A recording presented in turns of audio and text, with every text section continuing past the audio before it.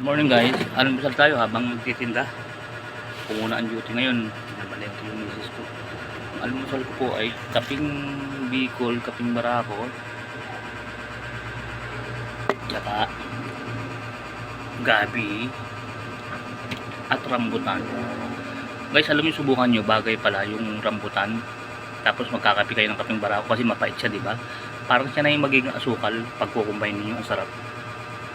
Kanina pa ako kumakain dito, siguro nakaka-4 na ako. Pinakita ko lang sa inyo. Eh, siyempre bawal din sa akin ito, medyo matamis eh. Pero kumukontra naman sa sa kaping Barako eh. Umagay.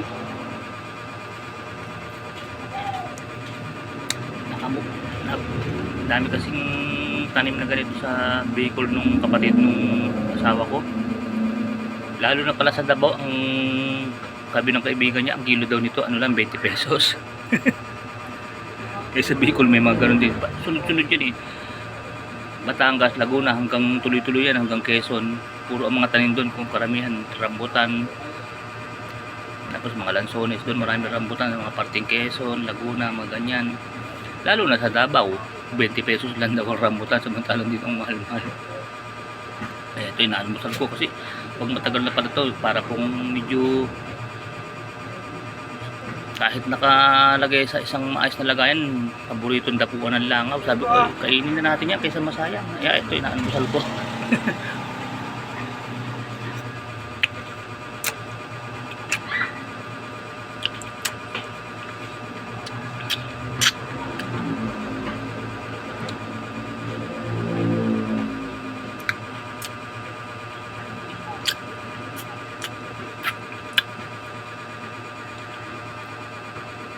Hi baby. Baby na kaibigan ng asawa ko. Sana minsan makarating kami sa lugar mo dyan sa Cagayan. Mura daw ng sa inyo. Sabi mo, mura ng dyan indoor yan yung parang langka. Dito hindi kami makabili niyan. Kamahal-mahal. Yan sa inyo parang pinagbabalibagan nyo lang pala yung mga prutas.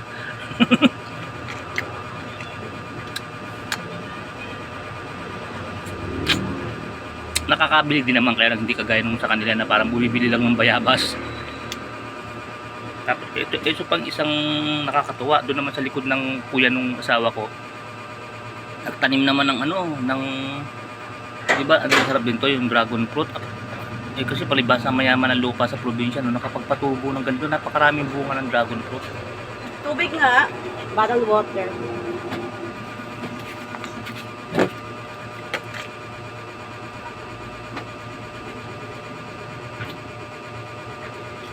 Tatlo.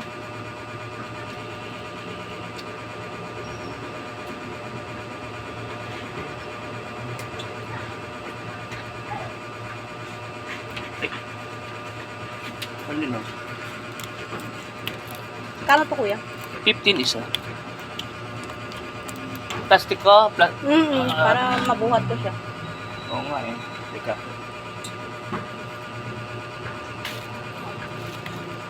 Kailangan mo dyan yung matibay-tibay na plastic, 3 eh. Nasa tibe? Wala na malengke.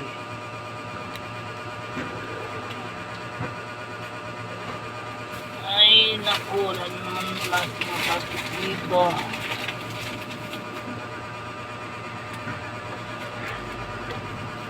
Yung Arlene ha?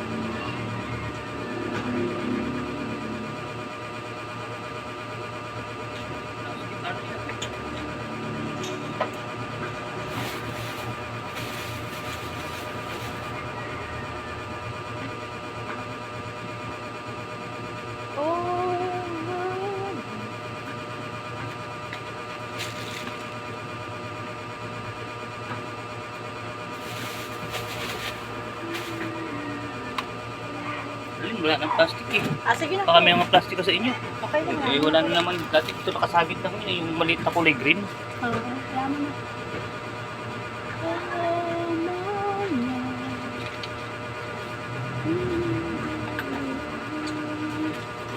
Okay.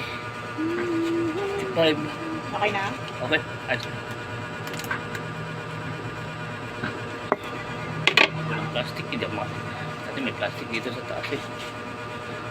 Kaya bagay malapit naman yung bahay po nung bumili nung kapitbahay lang namin yun.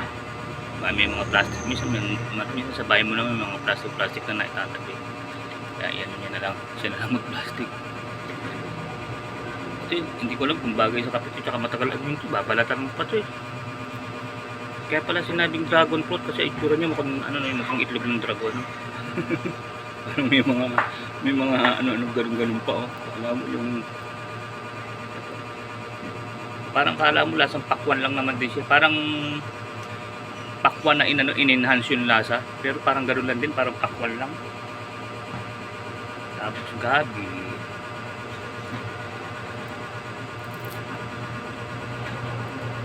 Mas masarap tong gabi kaysa sa kamote eh. Tsaka yung kamote kasi matamis. Lalo na yung dilaw, ang tamis nun.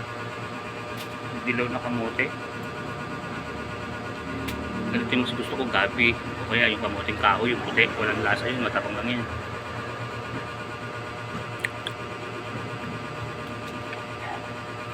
Ang pagluluto nito guys, medyo patutuyuan nyo ng konti yung para kayo nagpapainin ng tubig.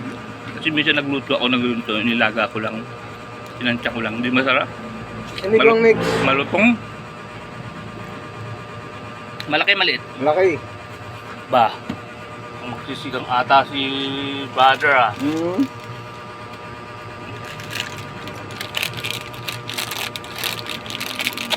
Ano ba siya? 20 kasi pag ko ano no, Dalawain mo na. silaw na. Aba. Kung karami ata ng isisigang ay. Gusto yung malasa eh. Ay gusto kaasim-asim ay. Pag di maasim eh, parang bitin ng lasa no. Parang yung anak ko gusto yung halos nakakapangit na mukha pag humihigop eh. Yung lagyan ng suka. yung halos napapad. Kikiligin ka sa asim. Yung bunso ko, ganun gusto sa sinigang. Pag kulang sa asim, nagre-reklamo eh. Wala kayo dinilitiban?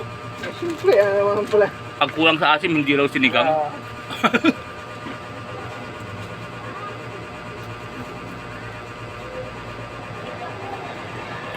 Okay.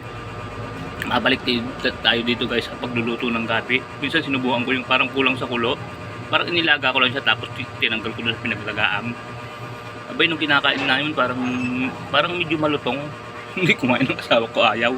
Ngayon nakuha ko ng technique. Ang masarap pala luto rito yung parang maligat-ligat, malambot. Yan pa tinubigan mo, mga isang basong tubig. Pagka mga dalawang piraso lang niluto ko ito. Mga isang basong tubig na ganito o mga 3/4. Pag kumulo, hinaan mo na hanggang sa matuyo siya. Yung parang paiininin mo. O kaya biglayin mo ng konti. Tapos pagka yung parang ang kulo niya eh, parang yung nagngangalit sa kulo, saka mo hinaan ng bahagyang baga. Tapos hanggang sa matuyo siya. Kailangan tuyong-tuyo ang tubig. Yung halos malasunog yung kasirola. Yung halos nagdidilaw ng konti. Huwag naman yung sobrang nagdidilaw. Yung parang lang tuyong-tuyo. Ang kalalabasan niya ganito maligat. Na perfect ko rin itong gabi. Masarap pag maligat yung malambot-lambot. Dati para daw siyang kumakain ng sayote. Ay, ng singkamas. Nagreklamo sa luto ko eh. Matigas daw. Siyempre ganun talaga, hindi naman nape-perfect pagkano, hindi mo naman kabisado eh. Pero ngayon, kabisado ko na itong mga gabi na to, ganun lang pala technique sa'yo ha. Hindi ka na makakaporma sa akin sa susunod, mailuluto na kita lagi ng tama.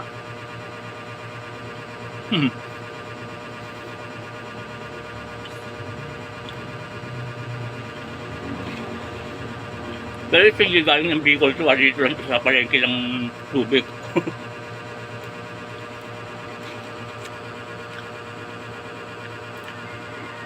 Kapeng barako. Share mo na naman ako ng misis kanina. Porket may kapeng barako, maya naman ako. Mahilig ko kasi kung magkape, siguro kada 2 oras nagkakape ko, lalo na po pag ganito nagtitinda ako. Siyempre po, parang Parang pampaano ba, parang hindi ka naiinip. Eh sabi ko, okay na yan. At least kahit mayat maya ako, hindi delikado sa puso yan dahil walang chemicals yan, natural yan eh. Kaysa yung, kasi dati ang inaano ko, kopi ko, yun na, basta yun, bawal magpatalas kasi. Minsan magkakape ko sa umaga noon, tanghali, gabi, tapos bago pa matulog, sama pala noon. Ito kahit lagi-lagi ka magkape, okay lang. Ano to? Ganito kaka. Oh, sige, langka. Sabihin mo langka. Dali, langka. Langka. Langka. Ha, yan, di ba? So, alam mo na yung pangalan niya sa susunod, ano? Langka. Pag ito yung gusto mo ha, para alam mo agad ang gusto mong bilhin ha. Pangalan nito langka. Oh. Langka. Oh.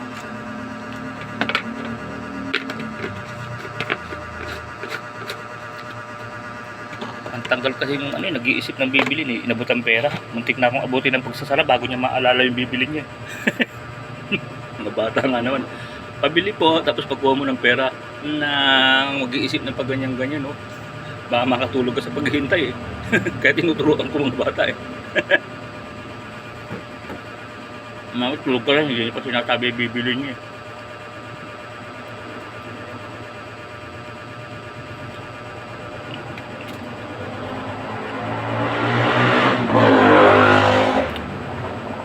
Gabi naman, mamaya na ng rambutan na yan. May katamisan din ay. Sabi ng doktor, masama din pala yung sobrang tamis na mga prutas. Pero sabi ni Ernie Baronon, basta prutas, di ba okay? Kain tayo ng kain. Yung pala meron din bawal sa prutas, basta matamis, kain manggang hinog. Isang pisngi ka lang pala dun pag diabetic ka. Dati pag panahon ng manggang hinog, palibasa yun ng ano ni Ka Ernie Baron eh. Kung kumain ako nun, minsan 3 eh. Siyempre, mura lang ang manggang hinog dito sa Zambales eh. Sinasamantala ko eh. Nung natira kasi kami ng Pasig, kamahal ng mangga. Minsan isang piraso, 20. Dito minsan 1 kilo pagkapanahon ng manggang hinog, 30. Kaya kung kumain ako minsan 3 eh. 3 malalaki, lalo na yung kinalabaw. Ang sarap nun, di ba, pag nahinog. Yung pala masama sa diabetic yun, matamis pala yun. Yung bihirang Ka Ernie Baron to. Lahat daw pwede ba sa prutas? Depende pala sa tao. Kung wala kang sakit, lahat pwede mong kainin. Pero pagka mataas na pala sugar guys, huwag na kayong kakain masyado ng manggang hinog. Okay na yung isang pisngi ng pala sa atin pag mataas na sugar. May mga bawal din pala sa atin sa prutas. Kagaya nito, pagka sobrang tamis pala nito, kahit mga ano lang, mga 3. O kaya gusto nyo, ternohan nyo nga ng pahit ng kapeng barako para na ako kontra yung tamis.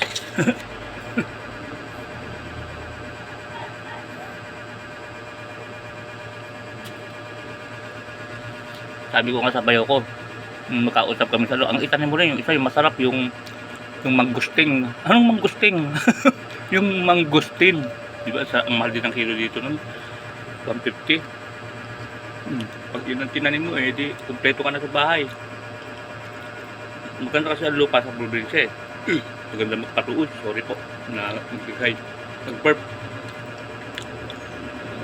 Paborito ko rin yung mangustin, kundi rin ako nagko-control dun. Pag bumibili mama ko, minsan nakakatatlo ko, matamis din yun eh. Kailangan din pala hanggang isa-isa lang pag ganun matatamis. Sarap kasi ng mangustin eh. Ibali itong dragon fruit, parang di naman masyadong matamis, medyo lang. Ganun pala. Kala ko naman kahit ng prutas pwede.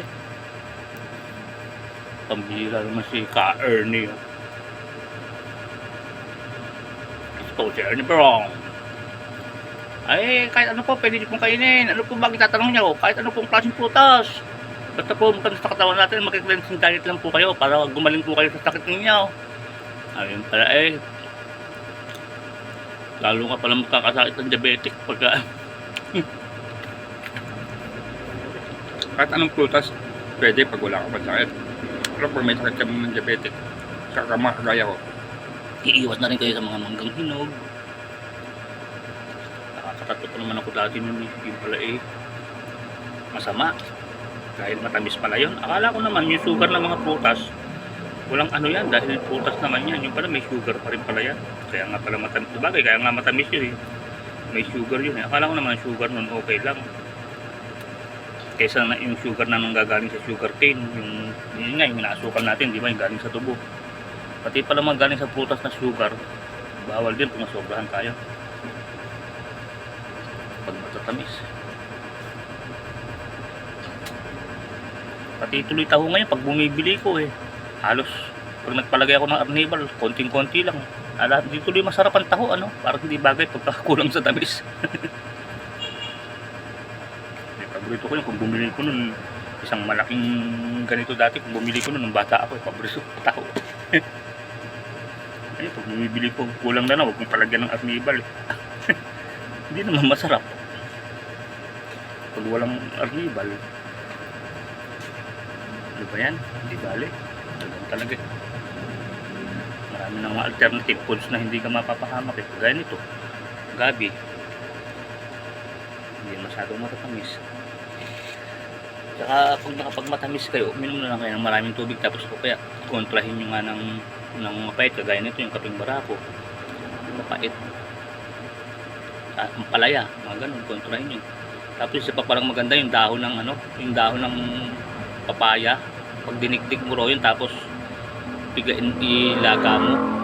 Ang bilis pala magpababa ng sugar nun. Kaya siyempre pag diabetic ka na, parang bigla lang bababa, pero may time na tataas pa rin niya. Kumbaga hindi niya talaga mamimaintain na hindi ka na diabetic, para pabababain niya lang bigla. Kumbaga pangontra sa pagka yung may stroke ka na, pag biglang tumaas yung sugar mo pagkataas-taas, pag ka ng isang pirasong dahon ng papaya, ilaga mo, inumin mo, biglang baba yung mo, parang pang emergency ba, biglang baba ang sugar mo. May nagturo sa akin ng gano'n na diabetic din dito, emergency yun. Pero kung gusto mong gawing araw-araw, di bahala ka, ganun lang yun, para itinitip ko lang sa inyo. Lakas pa lang biglang magpababa ng sugar no, di ba, parang yung sugar mo, yung mga pang-atake na, nasa 400 na, di ba, pang-atake na yung gano'n. Ang emergency yun, pag uminom ka nun, biglang bababa ng biglang baba ng mga 300, gano'n. O di maiiwasan ng pag-atake, tapos unti-untiin mo na lang yung bawas ng mga hindi ka mabibigla. Ganun pala yung yung dahon ng papaya. Galing ng papaya sa dengue, gamot din siya. Yung dahon ng papaya.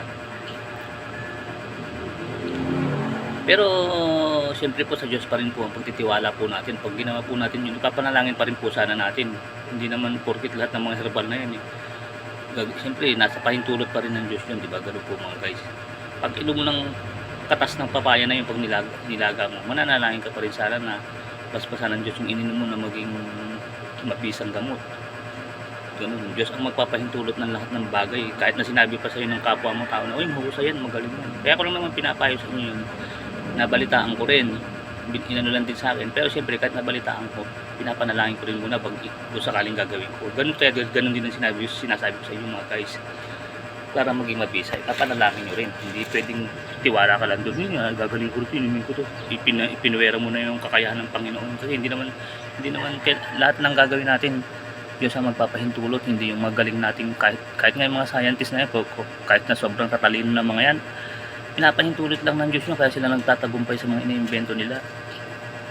Pag hindi pinahintulot ng Diyos yun, hindi naman magtatagumpay sa mga iniimbento yun yung mga gumagawa ng gamot, yung nagtatagumpay sila, yung mga gumawa niyang mga na yan, basta lahat ng klase ng gamot, pag hindi pinahintulot ng Diyos yun, hindi magiging successful yung mga gamot na naiimbento nila. O sige guys, hanggang dito na lang. Thank you very much. Tuloy ko na itong pagkain ko ng gabi kaya ng dati. Kuya Raymond Vlog, keep safe, keep healthy, always trust God. Maraming salamat sa Diyos. Ay, third day na pala ng SPBB namin. Happy SPBB po sa mga kapatid dyan sa buong mundo.